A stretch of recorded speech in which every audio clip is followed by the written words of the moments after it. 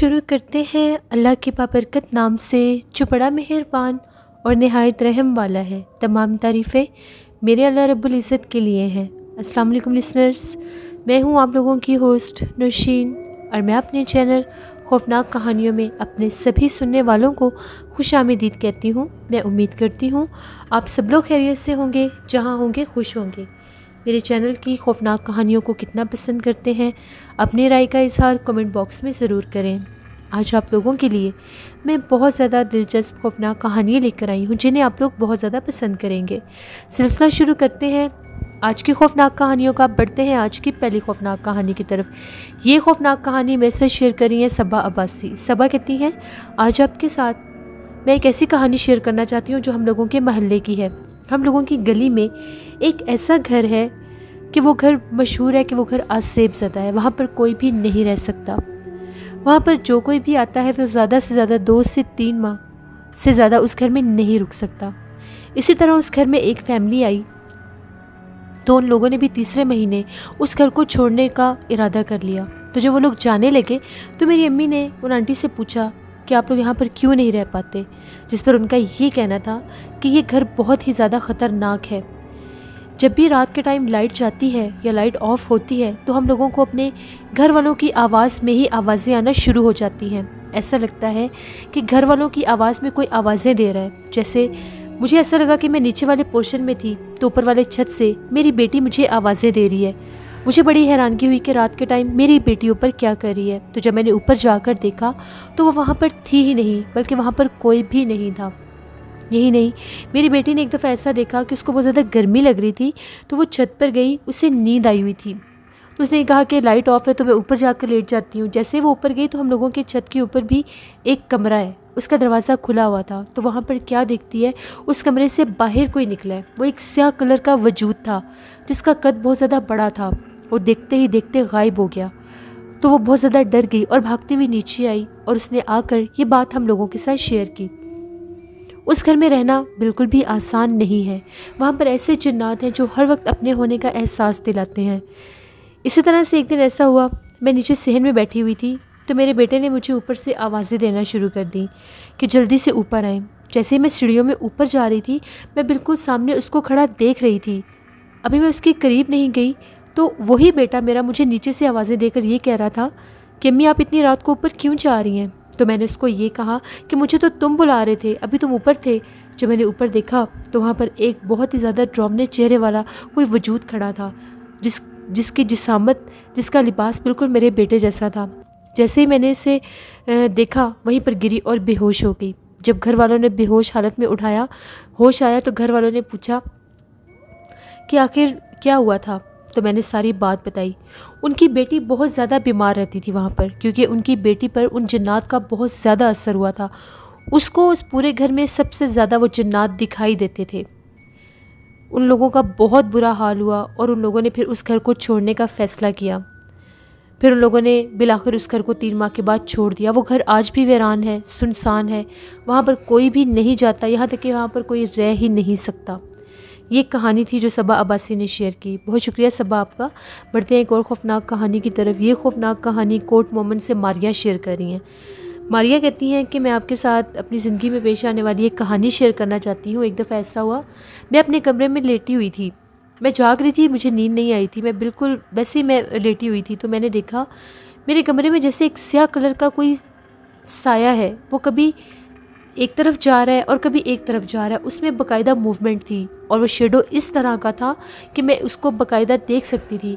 उस शेडो को देखकर ऐसा महसूस होता था जैसे वो कोई लड़की है। मेरे देखते ही देखते वो दरवाजे की तरफ बढ़ी और बाहर निकल गई। मैं बहुत ज़्यादा डरी। मैं फ़ौरन से कमरे से बाहर आई कि मैं वहाँ से निकल सकूँ और देख सकूँ कि आखिर ये क्या है। जैसे ही मैंने देखा वो स्याह कलर का जो शेडो मैं देख रही थी, जो साया था, वो गायब हो चुका था। मैं बहुत ज़्यादा डर गई। मैंने ये बात अपने पेरेंट्स को बताई तो हम लोगों के बड़ों का ये कहना है कि हम लोगों के घर में एक चुड़ैल का बसेरा है और वो चुड़ैल अक्सर अपना आप घर वालों पर जाहिर करती है। ये हम लोगों के घर की एक कहानी थी जो मैंने आपके साथ शेयर की। बहुत शुक्रिया मारिया आपका। बढ़ते हैं एक और खौफनाक कहानी की तरफ। ये खौफनाक कहानियाँ 2 हैं जो मेरे साथ ज़ैन अली शाह अटक से शेयर कर रहे हैं। ज़ैन कहते हैं कि आज आपके साथ 2 कहानियाँ शेयर करना चाहता हूँ। एक मेरे खालू हैं उनके भाई की ज़िंदगी की और एक मेरी कज़न की ज़िंदगी की। एक दफ़ा ऐसा हुआ, मेरे जो खालू हैं उनके भाई एक जगह से वापस आ रहे थे और वो साइकिल पर थे। वो गांव का एक ऐसा रास्ता था जो बिल्कुल सुनसान और वीरान था, जिसके दोनों एतराफ़ में दरख्त और खेत खलियान थे। वो कहते हैं कि जैसे ही मैं उस सड़क के दरमियान में पहुंचा तो मैं क्या देखता हूं कि वहां पर बहुत ज़्यादा तादाद में गधे हैं, और जो गधे हैं उनमें कुछ बहुत ज़्यादा स्याह कलर के हैं और कुछ बिल्कुल सफ़ेद कलर के हैं। मुझे बड़ा अजीब लगा, उनको देखकर ताज्जुब भी हुआ कि इतने ज़्यादा गधे एक साथ ये यहाँ पर क्या कर रहे हैं। अब मुझे वहाँ से गुजरना था, मैं अपनी साइकिल पर था, तो जैसे ही मैंने उनको हटाने की कोशिश की और सड़क को क्रॉस करने की कोशिश की कि मैं वहाँ से निकल सकूँ, तो वो जो गधे थे वो मेरे देखते ही देखते वो जो साइडों पर खेत खलियान थे वो वहाँ पर चले गए। मैं आगे बढ़ने लग गया, मैंने उन पर इतना ज़्यादा गौर ही नहीं किया। जैसे ही मैं आगे बढ़ता गया तो अभी अंधेरा छा रहा था, तो मैंने क्या देखा कि वहाँ पर बहुत ज़्यादा तादाद में लोग खड़े हैं। उन लोगों ने सफ़ेद कलर के कपड़े पहने हुए थे और उनके पाँव ऐसे थे जैसे किसी चेन के साथ, किसी जंजीर के साथ उनको बाकायदा बांधा गया है। वो एक चेन थी जो सबके पैरों के साथ बांधी हुई थी। उनके चेहरे बहुत ज़्यादा डरावने थे, उनके हाथ अजीबोगरीब तरह से लंबे थे और वो ऐसा लग रहा था कि जैसे वो मेरी तरफ बढ़ रहे हैं। जैसे मैंने उन्हें देखा मेरा दिल दहल गया। अभी पीछे मैं इतने ज़्यादा गधे देख कर आया था और आगे मैंने उतनी ही तादाद में आदमी देखे। मैंने साइकिल टर्न की और पीछे की तरफ भागना शुरू कर दिया, तो मुझे बाकायदा महसूस हो रहा था कि वो मेरे पीछे पीछे भाग रहे हैं, जबकि वो इतना आराम से चल रहे थे और वो मेरे बिल्कुल करीब पहुंच रहे थे। उनके जो पाँव में जो जंजीर थी, जो चेन थी, उसकी आवाज़ ऐसे गूंज रही थी फ़िज़ा में जैसे दिल दहल रहा था। अजीबोगरीब तरह का उसका एक मंजर था और वो जो आवाज़ बहुत ज़्यादा डरावनी थी। जैसे ही मैं गांव की हदूद में पहुंचा, वो बिल्कुल मेरे सर पर पहुंच गए थे। मैं साइकिल से गिरा और बेहोश हो गया। सुबह जब फजर का टाइम हुआ तो गांव के जो लोग थे उन लोगों ने देखा कि गांव के चौराहे के ऊपर कोई शख्स गिरा पड़ा है और उसके पास साइकिल भी है। जब उन लोगों ने उठाया तो उन लोगों को पता चला कि वो मैं इसी गांव का था। मुझे उठाकर मेरे घर पहुंचाया गया। जब होश आया तो मैंने घर वालों को ये सारी बात बताई। आहिस्ता आहिस्ता ये बात पूरे गांव में फैल गई, यहाँ तक कि गांव के सभी लोगों को पता चल गया कि गांव का वो रास्ता जो है वो आसेब ज़दा है। वहाँ पर इस तरह के जन्नात नज़र आते थे जो पहले गधे के रूप में उस रोड के ऊपर फिरा करते थे, और वो कोई एक या दो सामने नहीं आते थे। वो इसी तरह से बहुत ज़्यादा तादाद में अपना आप जाहिर करते थे, और जब कोई इंसान उनके पास से गुजर जाता था या उनको क्रॉस कर लेता था तो वो अपने असल रूप में उनके सामने आ जाते थे। यही वाक़यात गांव के बहुत से लोगों के साथ वक्तन फ़वक्तन होना शुरू हो गए, यहाँ तक कि गांव वालों के दिलों में उस जगह को लेकर इस हद तक खौफ बैठ गया कि उस रास्ते को, उस रोड को बिल्कुल वीरान कर दिया गया। बाकायदा वहाँ पर उस जगह को बंद करने के लिए उसके आगे बहुत सी चीज़ें, बहुत से बैरियर लगा दिए गए कि वहाँ पर कोई भी ना जाए। उसके आगे बाकायदा रुकावटें लगा दी गई कि उस रास्ते पर कोई गलती से भी ना जा सके। और जब उस रास्ते को बंद किया गया तो उस तरफ से बहुत ही ज़्यादा डरावनी आवाज़ें भी रात के टाइम सुनाई देती थीं, जो अक्सर गांव के लोग सुना करते थे। इसी तरह से उस जगह को लेकर सबके दिलों में खौफ और वहशत फैल गया, और फिर गांव में आने जाने का रास्ता एक और बनाया गया। इसी तरह से जैन कहते हैं कि मैं आपके साथ मेरी खाला की बेटी है, मेरी कज़न, उनकी ज़िंदगी में पेश आने वाली एक कहानी शेयर करना चाहता हूँ। मेरी कज़न 2018 की बात है, तो वो कहती हैं कि तब उनकी एज जो थी वो 16-17 साल थी, या शायद 18 होगी। तो वो अपनी अम्मी के साथ मार्केट गई। उनको इस एज में भी टॉयज़ लेने का बहुत ज़्यादा शौक़ था। वो बहुत खुश होती थी टॉयज़ को लेकर। उनकी अम्मी एक कपड़ों की दुकान में खड़ी कपड़े देख रही थी, तो मेरी कज़न की नज़र पड़ी, सामने उन्हें एक टॉय शॉप नज़र आई। वहाँ पर 2 टॉय शॉप थी।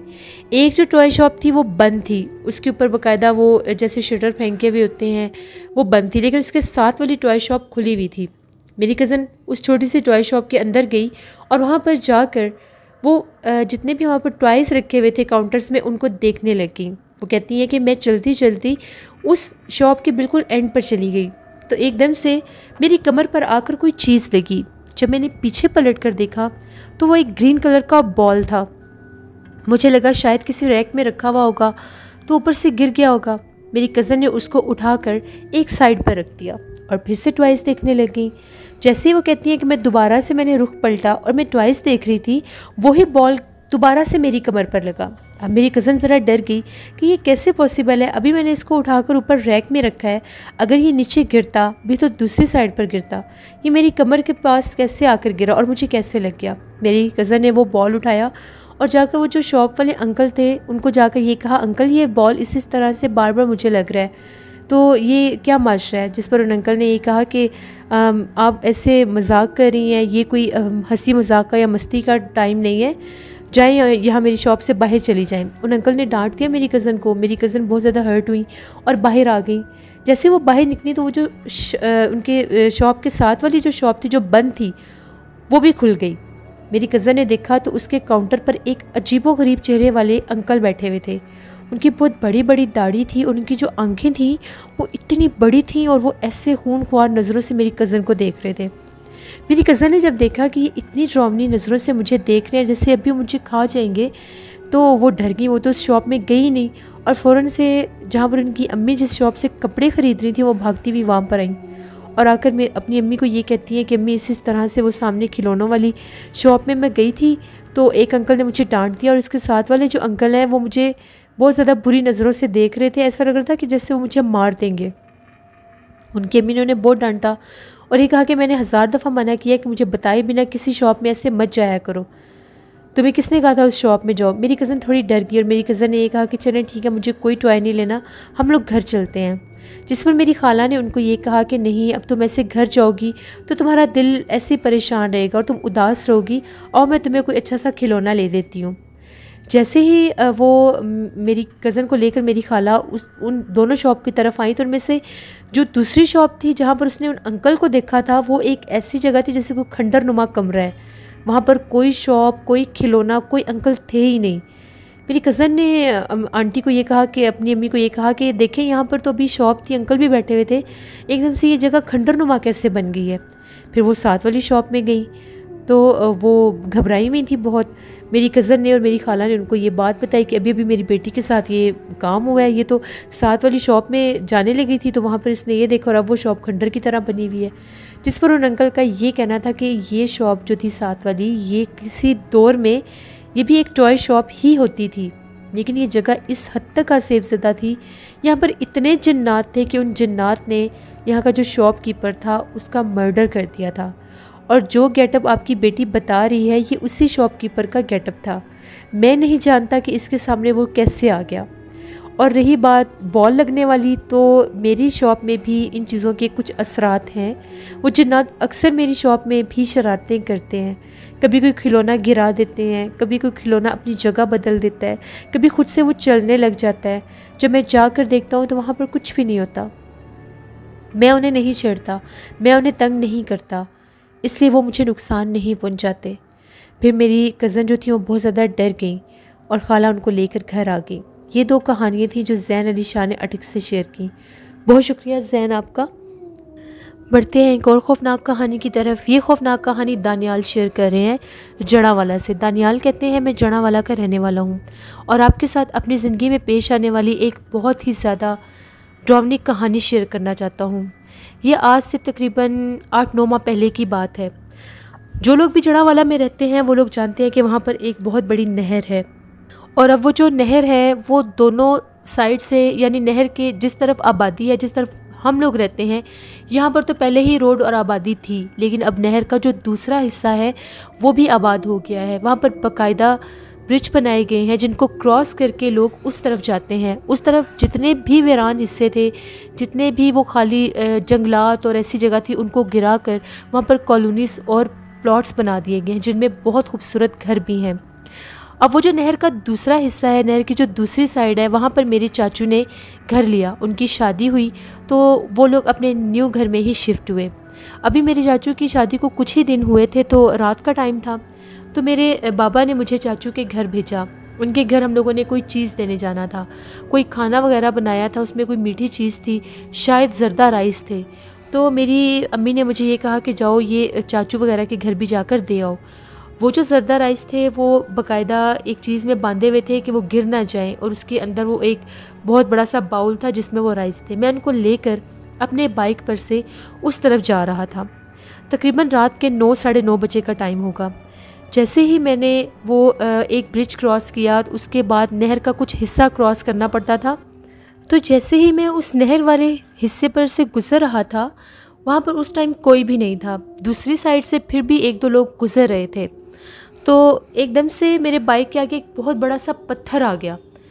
शायद अंधेरे की वजह से मुझे पहले नज़र नहीं आया, तो मैंने फ़ौरन से अपना बाइक रोक लिया, बाइक बंद किया। मैं नीचे उतरा। वो जो राइस थे मेरे पास वो बाइक के ऊपर ही थे, और मैंने उस पत्थर को बहुत मुश्किल के साथ, पाँव के साथ और हाथों के साथ एक साइड पर किया। जैसे ही दोबारा मैं बाइक पर बैठा और मैंने अपने बाइक को स्टार्ट किया, बाइक चलाना शुरू किया, मेरा बाइक इतना वज़नी था जैसे मेरे बाइक के ऊपर 1 नहीं 2 नहीं कोई 3 लोग बैठे हुए हैं। मेरे से बाइक चलाया ही नहीं जा रहा था।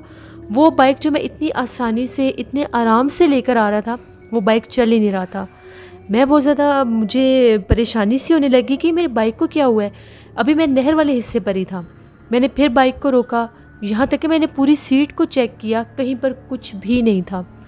फिर मैंने बाइक चलाना शुरू कर दिया। अब जिस जगह से मैंने टर्न लेकर वो नीचे स्लाइड सी बनी हुई थी, उससे नीचे उतरना था, और आगे वो सारे घर थे, बाकायदा एक स्लाइड शेप में रोड सा बना हुआ था।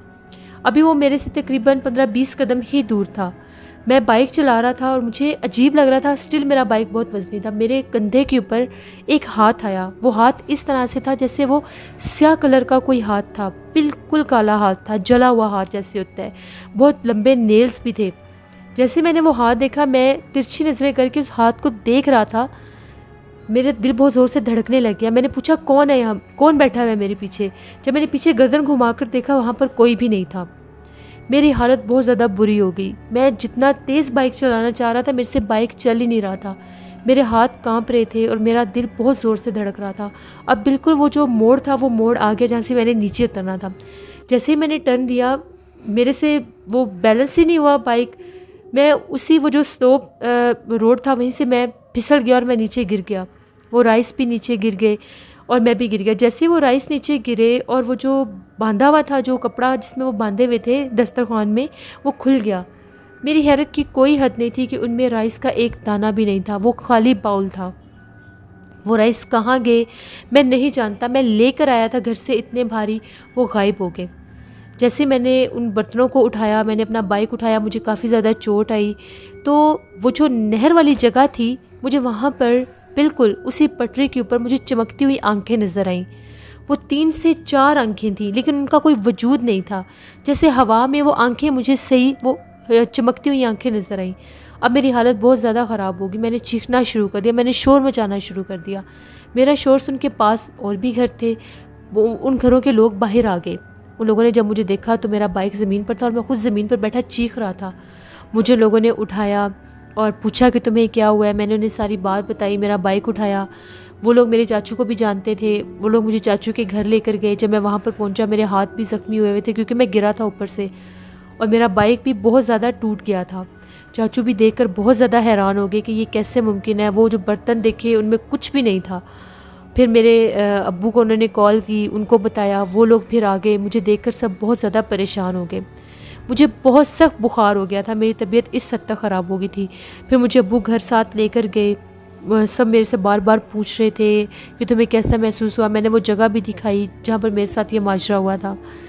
फिर अगले दिन फिर मेडिसिन तो मैंने घर में आकर ली, लेकिन मेरा बुखार नहीं उतर रहा था। फिर अगले दिन मैं मौलवी साहब के पास गया, उनसे दम करवाया। तो मौलवी साहब का ये कहना था कि उस वक्त नहर के उस हिस्से पर जिन्नात थे। मेरे पास मीठा था खाने के लिए। ये मखलूक जो है ये मीठे पर बहुत ज़्यादा अट्रैक्ट होते हैं, तो इसलिए वो मेरे पीछे आए, मेरे बाइक पर बैठे, अपना आप ज़ाहिर किया, और उन्होंने ही मुझे ऊपर से नीचे गिराया था जो मैं गिरा था और मुझे चोट लगी थी। उसके बाद 3 से 4 बार मैंने इलाज करवाया, दम करवाया उनसे। बहुत ज़्यादा दम करवाना पड़ा, तब जाकर मैं ठीक हुआ। उसके बाद कभी भी मैं इतनी रात को मैं अपने चाचू के घर नहीं गया। नहर की उस साइड पर मैं नहीं गया। शायद वो जगह बहुत ज़्यादा वीरान थी। उसके बाद वो जगह आबाद हुई तो वहाँ पर ये सारे मामलात हुए। बहुत मेरी तबीयत ख़राब हुई थी। ये मेरी ज़िंदगी की एक कहानी थी जो मैंने आपके साथ शेयर की। बहुत शुक्रिया दानियाल आपका।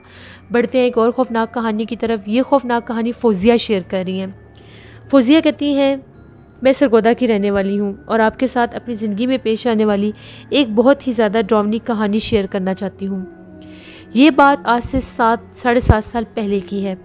हम लोगों ने एक घर रेंट पर लिया और वो जो घर था, पूरा घर हम लोगों के पास था। नीचे वाला पोर्शन भी जो था उसका, वो भी बहुत ज़्यादा खूबसूरत था। बहुत बड़ा टीवी लाउंज था, वहाँ पर हम लोगों ने डेकोरेशन की। नीचे वाला पोर्शन हम लोगों ने सेट कर दिया। नीचे वाले पोर्शन में सिर्फ एक रूम मेरे बाबा के यूज़ में था और एक ड्राइंग रूम हम लोगों ने सेट किया था। अगर कोई गेस्ट आ जाते थे तो उनको यूज़ कर लिया करते थे। ऊपर वाले पोर्शन में हम लोगों का किचन सेटअप था, 2 रूम्स थे, टीवी लाउंज था, सारा सेटअप हम लोगों का ऊपर था। अब हम लोगों का जो टीवी लाउंज था, जो हम लोगों का लिविंग एरिया था, उसके आगे एक बाकायदा नेट का वो सारा लगा हुआ था, जैसे डोर होता है, सारा हिस्सा ग्रिल्स लगी हुई थी नेट की।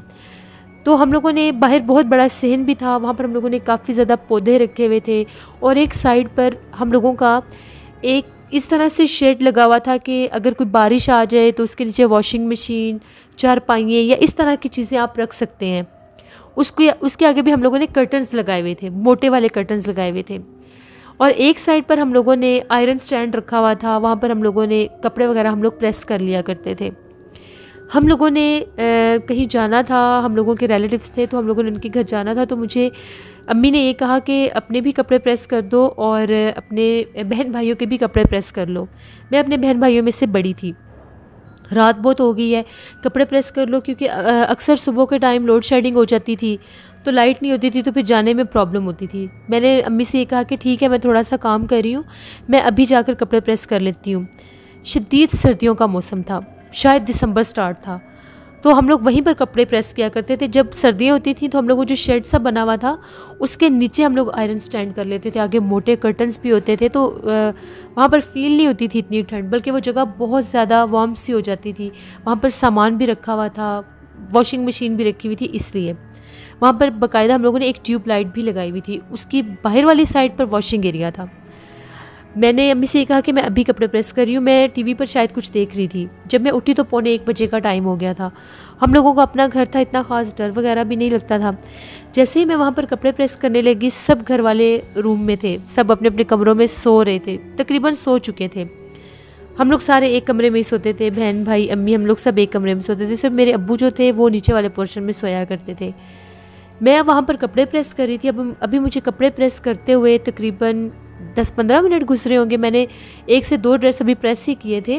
मुझे ऐसा लगा कि जैसे वॉशिंग एरिया जो है वहाँ पर टैब बाकायदा खुली है और वहाँ पर वो जो टब वगैरह रखे हैं उनमें कोई पानी भर रहा है। मुझे थोड़ा सा अजीब लगा कि इतनी रात को ये टब में पानी कौन भर रहा है। मैंने वहीं से पूछा कि बाहर कौन है। मुझे लगा शायद मेरा भाई ना हो, शायद ये बाहर आया हो। तो मैंने अपने भाई का नाम लेकर उससे पूछा कि अरसलान बाहर तुम हो, लेकिन उसकी आवाज़ मुझे नहीं आई। सिर्फ इतनी सी आवाज़ आई, वो में मुझे समझ नहीं आ रही थी कि अब ये उसकी आवाज़ है या किसकी आवाज़ है। पानी चलता हुआ, पानी चले ही जा रहा था और वो ऐसे टब भर के फिर होकर नीचे गिरने लगी। मैंने वहीं से, अब वो जो हम लोगों का जो शेड लगा हुआ था उसके चारों तरफ कर्टन थे, तो जहाँ पर वॉशिंग एरिया था मैंने उस तरफ मैं गई। मुझे गुस्सा आ गया कि कब से पानी चलाकर तो ये बंद क्यों नहीं कर रहा, ये क्या कर रहा है इतनी रात को, वो भी इतनी ठंड में, बाहर धुंध थी इतनी। जैसे मैंने वो कर्टन हटाया तो वो ऐसे पाँव के बल बैठा हुआ था उस पानी वाले टब के पास। सर पे बाल कोई नहीं थे। मुझे थोड़ा सा अजीब लगा कि मेरे भाई के सर पर तो इतने बाल हैं, ये कौन है। मैंने कहा कि अरसलान क्या कर रहे हो तुम, और ये क्या तुमने अपना हाल बनाया हुआ है। उसे अक्सर आदत थी शरारतें करने की, ये मास्क वगैरह पहनकर डराने की। मुझे लगा कोई मास्क वगैरह इसने पहना हुआ है। मैंने उसके कंधे से उसको ज़ोर से हिलाया और पूछा, तुम्हें समझ नहीं आ रही मैं तुम्हें क्या कह रही हूँ, इतनी ठंड में तुम बाहर क्या कर रहे हो। जैसे मैंने उसका शोल्डर पकड़ के उसको ज़ोर से हिलाया, उसने मेरी तरफ देखा।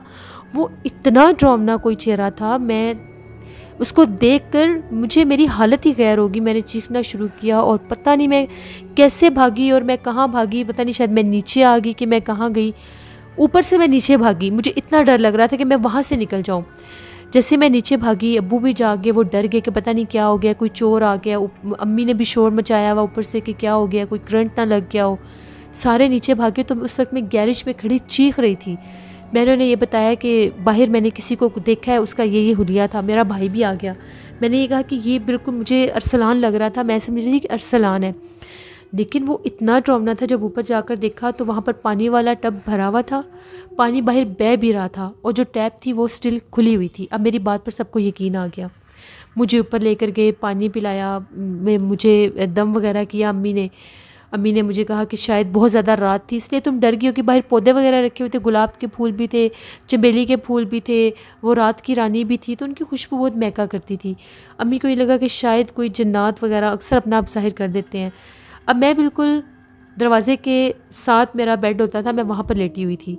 ये सब लोग सो गए, मुझे नींद नहीं आ रही थी, मेरी आंखों के आगे से वो चेहरा नहीं हट रहा था। अब हम लोगों के रूम में एक ज़ीरो लाइट बल्ब जल रहा था, उसकी रोशनी में सारा कमरा नज़र आता था। वो स्किन से कलर का था। एकदम से मुझे लगा जैसे बिल्कुल सामने हम लोगों के एक कबर्ड एरिया था, वहाँ से हम लोग कपड़े भी वहाँ पर चेंज कर लिया करते थे, वहाँ पर भी आगे छोटा सा एक कर्टन लगा हुआ था। उस कर्टन को बाकायदा किसी ने हटाया और वहाँ से एक लड़की बाहर आई। मैं खुद अपनी आंखों से देख रही थी। बाल उसके खुले हुए थे, भारी सा उसका जिस्म था और छोटा सा उसका कद था। वो आकर मेरे सीने पर चढ़कर बैठ के और उसने मेरा जैसे गला पकड़ लिया। मैं चीखना चाह रही थी, मेरे पास मेरे बहन भाई सब सोए हुए थे, मेरी आवाज़ नहीं निकल रही थी। मैं हाथ पाँव चला रही थी, उसको छुड़वाना चाह रही थी अपना आप। उसका चेहरा मेरे बिल्कुल चेहरे के करीब था। जैसे ही मैंने आयतल कुर्सी का विर्द शुरू किया वो चीज़ गायब हो गई। मैं बहुत ज़्यादा डर गई। अम्मी जाग गई, मैंने रोना शुरू कर दिया। सब ने देखा कि मेरी हालत बहुत ज़्यादा ख़राब हो गई है। सारे घर वाले जाग गए, फजर तक जागे रहे। जब अज़ान हुई सब ने नमाज़ पढ़ी। अम्मी ने मुझे दम किया, मुझे बहुत सा बुखार हो गया था। फिर अगले दिन हम मेरी खाला थी तो उनकी सास ये पढ़ाई वगैरह करती थी, बहुत अमल करती थी और उनके पास काफ़ी रूहानियत थी। उनके घर कॉल की, वो आंटी भी आ गई, मेरी खाला भी आ गई। उन्होंने दम किया, हमारे घर का विज़िट किया। उनका ये कहना था कि बाहर आप लोगों ने जो इतने ज़्यादा पौधे रखे हुए हैं खुली जगह पर, ऊंचाई पर, टेरेस पर, इस पर ये जिन्नात अक्सर आ जाते हैं। तो वो भी कोई जिन था जो यहाँ से गुजर रहा था, उसने अपना आप मेरे ऊपर ज़ाहिर किया। फिर जिसने मुझे डराया वो बाकायदा यहाँ पर एक नहीं एक से ज़ाहिद जन्नात आ गए थे। फिर उन्होंने ये कहा कि मैं आप लोगों को यही कहूँगी कि यहाँ से आप लोग ये सारे पौधे रिमूव कर दें और आप इनको नीचे शिफ्ट कर दें, क्योंकि ये इतनी हाइट पर आप लोगों का टेरेस है और ये इसी तरह से आपको डराना शुरू कर देंगे। फिर हम लोगों ने वो जो पौधे थे स्टेयर्स में जोड़ दिए, ऊपर से बिल्कुल ख़त्म कर दिए। अब जब हम लोगों ने वो पौधे स्टेयर्स में जोड़े, हम लोगों के जो बिल्कुल ऊपर वाला जो आखिरी स्टेयर थी जहाँ से नीचे उतर के जाते थे, वहाँ पर एक गमला रखा होता था बहुत बड़ा सा। उसके ऊपर भी काफ़ी बड़े से पौधे थे। उनको अक्सर रात के टाइम को हिलाता रहता था, वो अक्सर हिलता रहता था, चाहे हवा चलती थी नहीं चलती थी। बहुत हम लोग डरते थे। फिर हम लोगों ने वो घर छोड़ दिया क्योंकि मैं अक्सर डर जाती थी, बीमार रहने लग गई थी। मुझे जब भी वो खुशबू महकती थी पौधों की तो मुझे कोई ना कोई डरावना चेहरा बहुत ज़्यादा नज़र आता था और डर आता था। ये हम लोगों की ज़िंदगी की एक कहानी थी जो मैंने आपके साथ शेयर की। बहुत शुक्रिया फौजिया आपका। जिससे ये थी आज की खौफनाक कहानियाँ। अपना फीडबैक मुझे ज़रूर दें, आप लोगों को कैसी लगी। आप लोग भी अपनी खौफनाक कहानियाँ शेयर कर सकते हैं डिस्क्रिप्शन बॉक्स में दिए गए ईमेल आईडी noshinmilk57@gmail.com पर। इसके अलावा आप लोग मुझे कमेंट बॉक्स में भी स्टोरी शेयर कर सकते हैं। हॉरर उर्दू सेंटर पर खंडर नावल की आज 6th एपिसोड मैंने शेयर कर दी है। इंशाल्लाह ताला उसको मैं 7 या 8 एपिसोड तक उसको मैं कंप्लीट कर दूंगी।